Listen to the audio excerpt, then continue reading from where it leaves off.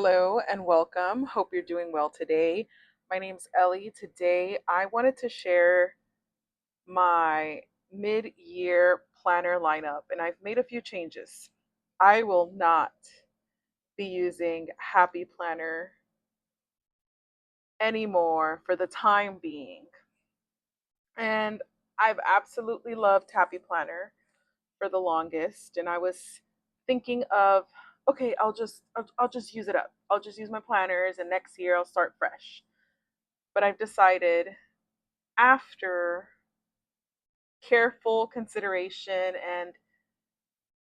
and actually, what I've been doing is that I've been decluttering and digitizing all my previous planners from several years ago, so that dating back to 2015. But I actually didn't start using Happy Planner until 2019, mid 2019.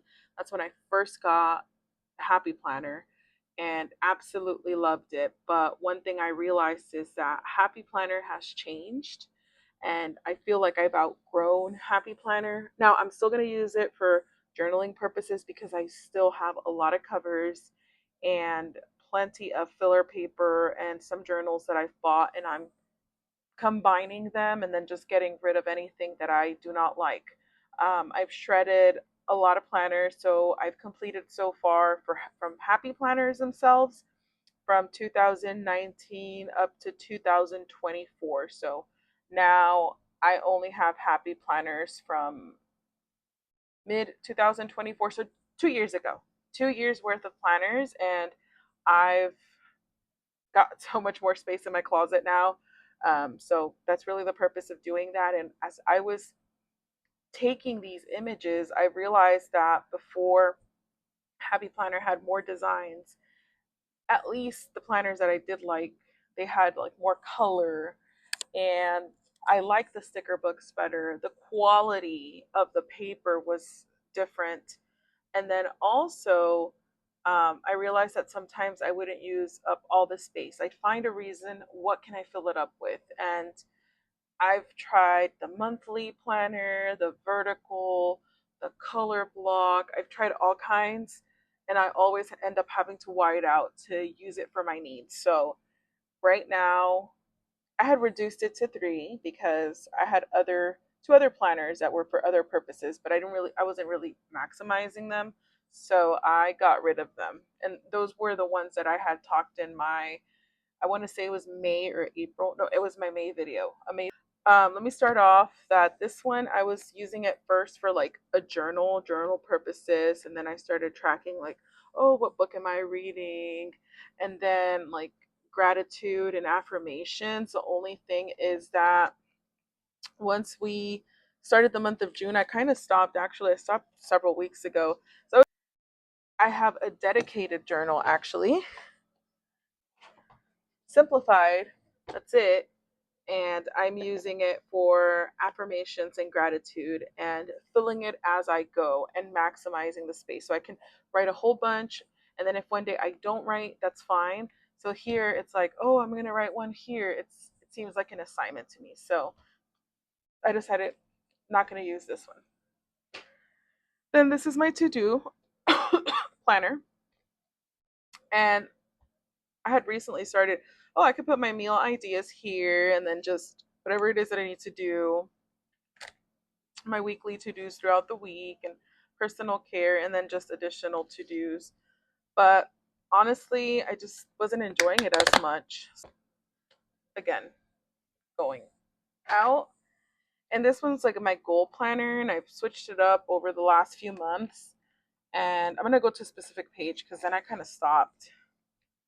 I was using it for like goal setting, and then here at first I was putting meals, and then I switched it over here, and then I switched it to this planner. So I've been like trying to figure it out, and then I just white out these areas right here, because it has all these things. So I always have to white out all that stuff. And then I started kind of like habit tracking here, but then I do like a check in here. But oftentimes I just end up leaving like this area blank and just using this side. So originally it felt like this is a good video, but like a good video. I was reading here video. This is a good format. Originally I thought that, and I can adjust it, and then see there's gaps. There's gaps right here, gap right there. So I haven't maximized the space. So what I am using, like I said, I'm changing it up. Plus I want some color because I need something that aligns with what I'm trying to do. And I'll use the stickers probably for journaling. I may go back, may not, who knows? I may change my mind. But for now, I needed something that's different. What I need to focus on is actually doing what I need to do, maximizing the space. And I don't need something super huge, but also something not so tiny. This one is my affirmations, gratitude. And then here I go. Ta-da! Okay, so I've been having this one for a while. This is a toll, but I got filler pages from Amazon that I really, really, really, really liked for specific purpose. And then this one, it's from Hadley Designs. Oh, she has so cute planners, and they already have color. And I decided to get the weekly undated. So I haven't filled it in. It has 60 weeks. But I went ahead and started. I'm like, okay, well, for now, I'll start this week since I just recently got the planner. And then here, what I like is that you have color. I'm using my colored pens, which is what I enjoy. And after digitizing, I realized that I like to have color. I don't have to use any stickers. It already has color. I can track the habits every week. They might change, but I can track what habits, like household, or not so much goal oriented, just additional habits to do. And then here, I don't like to set specific meals for this specific date. I just brainstorm lunches and dinners. For the most part, breakfast, I have the same thing. So it doesn't really matter. I don't like to say, okay, Monday, we're going to have this. No, I don't like that because sometimes I change my mind. I know what meals I can make. And then as the week progresses, I just check it off. And sometimes I might tweak it. So that's fine. I allow flexibility. And then here, it's like my to do area. No need to white it out.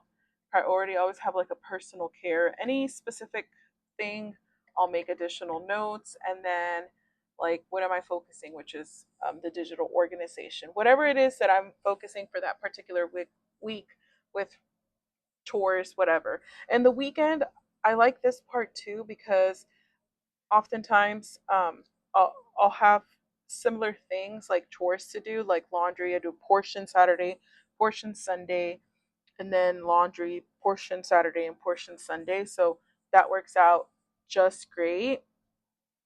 So for me, it works out fantastic. And I maximize the space.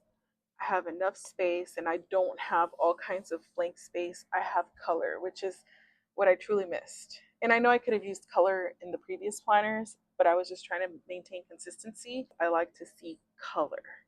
It just makes it so much more exciting for me.